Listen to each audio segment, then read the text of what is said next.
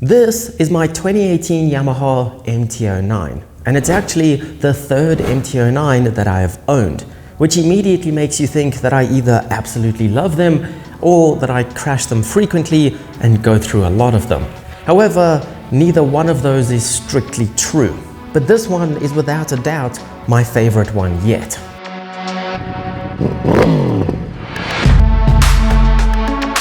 You might have heard of the MT09 due to it being a legend in its category. And what man doesn't love a bike designed to be naked, right?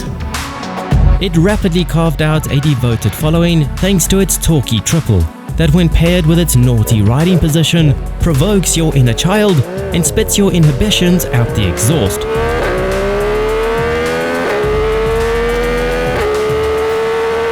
But believe it or not, I hated the first one I ever had. It was a 2014 model, the first generation of MT09s. It had that bulbous headlight and was a generic grey that blends into the world around it. And I ended up only keeping it for 3 months.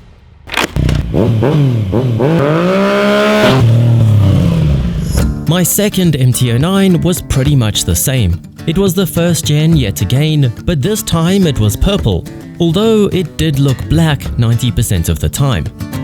It had an Akropovich exhaust system, an Öhlins rear shock, and Andriani 4 cartridges, so this time I was determined to love it, and to a large extent I did.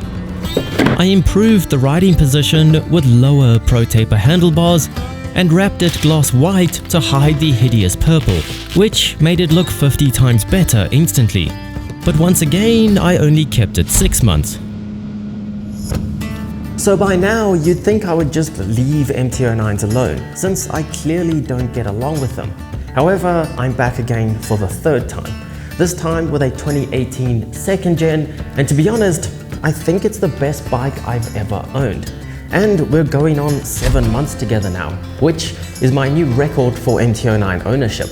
The logical answer to why I've committed to my third MT09 and not the first two is the fact that it's the second generation. So Yamaha must have ironed out all the kinks and severely improved it, right? Except that they didn't.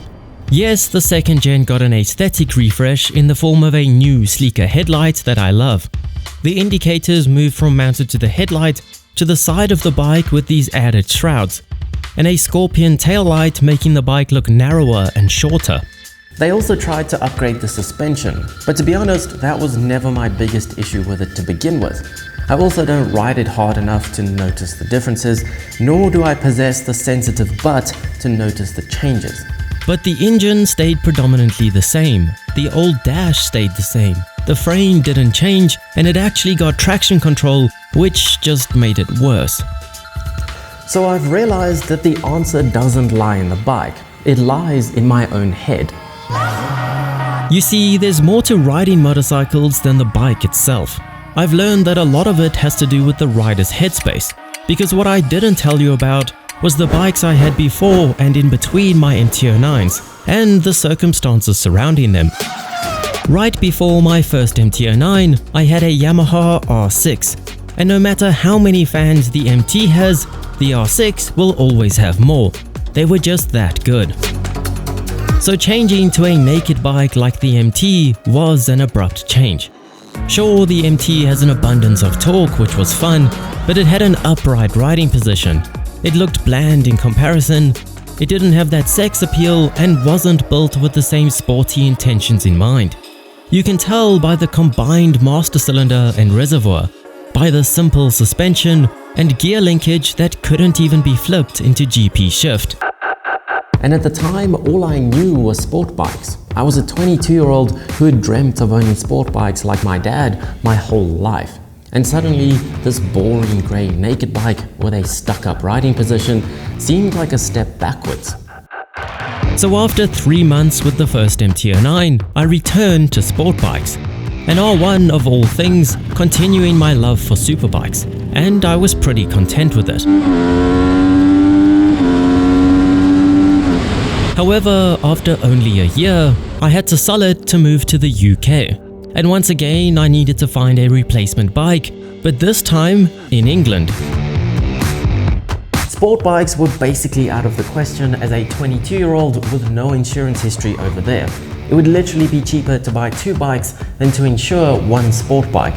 And for some reason, the only other bike that appealed to me was another MT09. The second one I really did enjoy, hence why I did so much to it. I planned on having it for a long time, not just 6 months. But my move to the UK went pear-shaped, due to COVID stopping my girlfriend from joining me, and the fact that I didn't enjoy the UK like I'd expected. So the only option was to backtrack to South Africa. After a bad spell in strange countries and circumstances, I was kind of fed up with street bikes. So I decided to give dirt bikes a try and a KTM 390 Duke instead of a big bike. I figured videos featuring one of the most popular bikes in the world might be good for my YouTube channel, and for the most part I was right. So for about 13 months I had a little 390 Duke. It entertained me for far longer than I expected, and the combination of a dirt bike with a small road bike taught me more about riding than any bike before them.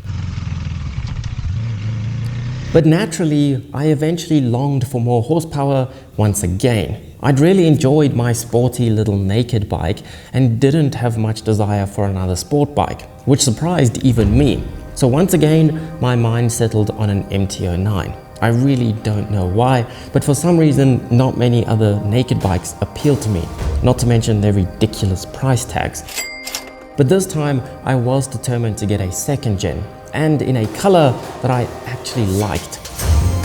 And that is how I got my third MT09. And for the first time, it was everything I hoped it would be. It looks brilliant anywhere you park it. I love finally having another Yamaha in Yamaha blue. I love the updated headlight that adds the much needed aggression that the first gens missed. I love the Scorpion slip-on that's not too obnoxious but stimulates that childish part of our brains. I love the black frame and quick shifter that also makes childish noises. It can ride to the grocery store in a well-behaved manner, but it will also try to rip your arms off when the mood strikes. It's laid back and comfy when you're just trying to get somewhere, but comes alive when you need to blow off some steam. But most of all, I'm just in the right headspace for this. I haven't had a sport bike in quite a while, so this feels perfectly sporty enough. It was an upgrade from a 390 Duke and not a downgrade from an R1 or an R6. I've also ridden a lot more bikes since my first MT09, and it's taught me to ride better and to appreciate all different kinds of strange bikes. So there you have it. It took me a while, but I eventually found an MT09 that I love. And I learned how your headspace can affect how much you enjoy a specific bike, which confirms that Harley riders are indeed crazy. But anyway, let me know if a bike has ever grown on you over time. Hit the like button if you enjoyed this video, and I'll see you on the next ride.